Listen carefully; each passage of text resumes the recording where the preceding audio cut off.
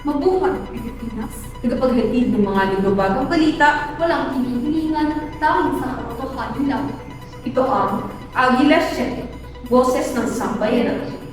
Mula sa bulwagang pambalitaan, Pimpilan at sandigan ng bayan, ito ang Agila 7. nagbabalita mula sa Rio ng Bicol, probinsya ng Camarines Norte, bayan ng Dahay. Tambalang Ashley Wong At Jillian Solares, nagigising sa inyo ngayong umagang ito. Magandang umaga, kabalita.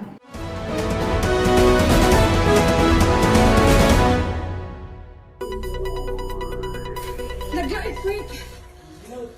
Grabe ang lakas! Kuha ito ng isang residente mula sa Benguet bandang alas 10 ng umaga. Sila ay nagpapahinga na biglang maramdaman nila ang isang malakas na pagyanig na tumukoy bilang isang lindol. My gosh. Ang tagal! Niyanyig ng magnitude 7.0 na lindol ang bayan ng La Trinidad sa Benguet bandang alas 8 ng umaga. Isang construction worker ang namatay na kinilalang si Aaron Kuliteng. Napag-alaman na ang lalaki ay nagtatrabaho sa silong ng gusali ng tumama ang lindol na di umanong naging dahilan ng pambagsakan ito ng mga naglalaglagan na bahagi ng semento.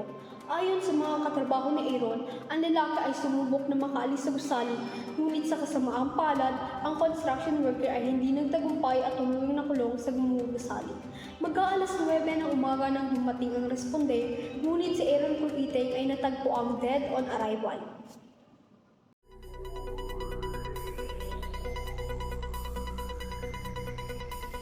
Mahigpit na pinapaalala ng MBRRMC na palaging maging handa sa lindol dahil ito ay malaking pinsala at ang masigit pa rito ay maaari kong kumitil ng buhay.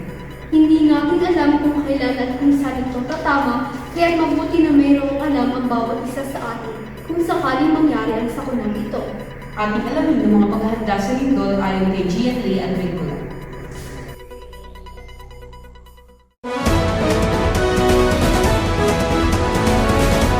Magandang hapon sa inyong lahat.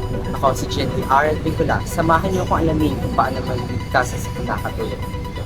Ang lindol ay pwede mangyari kahit saan, hindi palagi available ng mga doctors, rescues, kaya dapat may alam tayo as individual.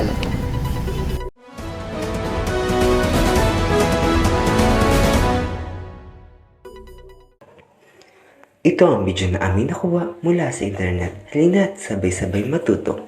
Dapat may takahanda kayong emergency kit such as extra batteries, bandages, alcohol, at mas mabuti may dala rin kayong medicine at iba pang essential na gamit.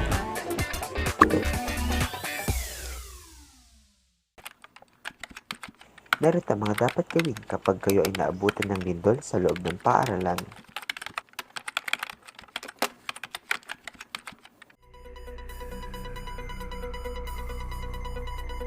Stay put.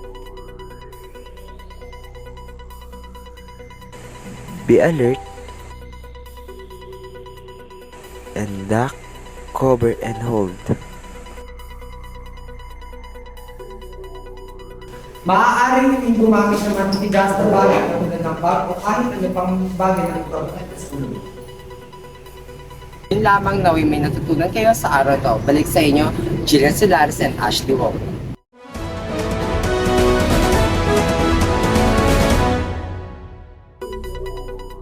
Yan ang nagbabagong balita. Maraming salamat sa pagsubaybay. Muli, ako si Jillian Solares, At ako naman si Ashley Wong.